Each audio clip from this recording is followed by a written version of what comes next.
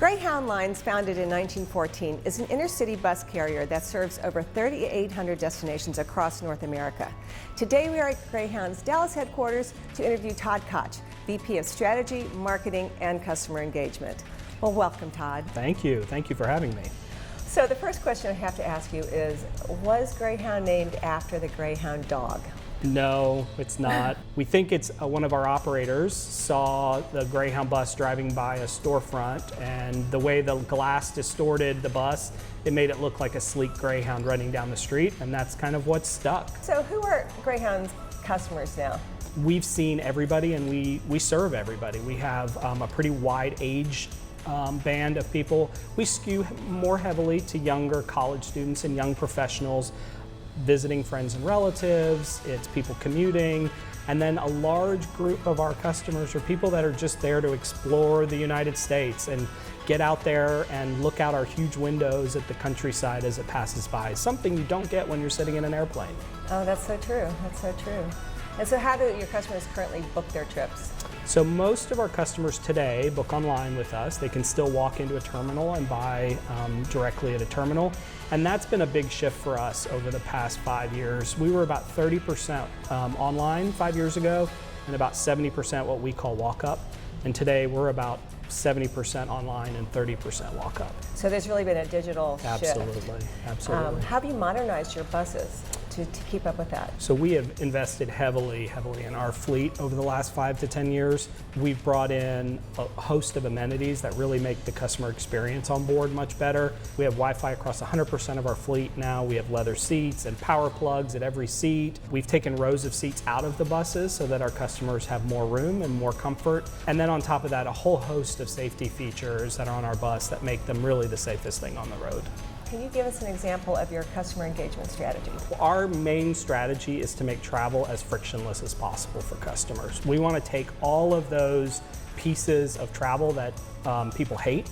If you think about TSA, you think about, the fact that you're not connected for a lot of your trip. We want to remove that. We want to make the booking process as simple as possible. We want to engage with our customers while they're traveling. A lot of our work is around our apps right now and making sure that our apps aren't just a ticket selling function, that they really engage with travelers throughout their entire journey. If a customer is transferring in one of our bus terminals, that our app provides them information about their transfer, where their next gate is their bus on time, etc. So those are the kinds of things that we're doing that set us apart from most of the other bus companies that exist. How does analyzing your customer data play into your strategy? I hate to say this, but up until 2 years ago, we were kind of a spray and pray brand. We literally had no idea who we were talking to, why we were talking to them, was it working, was it not working? And so with the bringing in a DMP, which helps us with our own data, and then attribution modeling and incrementality modeling, has really helped us make our current spend, our media spend, a lot more efficient. I had a lot of pushback even from our own internal board when we were looking at some of these tools. They said, well, you guys don't have a big media budget. Why are you going out and buying these expensive tools when you don't have a big media budget? And my argument to them was, I need these tools because I don't have a big media budget. Hello. I have very little spend that I have to make as efficient as possible. And so that's been a big part of our shift over the last few years. Did you find out anything you didn't know about your customer? We found out a lot more about their behavior, especially around purchase and how they respond to different types of media that we had no insight into before. Simple things like creative, what works, what doesn't work, and also where and when and what sequence of touch points from a media perspective do we need to be serving our customers. We had no insight into that. Who is your PR company? Is it local? It is. They're based in Dallas. It's a small company called LDWW, and they've done amazing work for us since April when they started with us. So what's new on the horizon for Greyhound? Lots and lots of investment in new fleet, investment in new facilities. We're moving out of a lot of the old legacy Greyhound facilities into new intermodals, which are places where you can connect to other transportation options.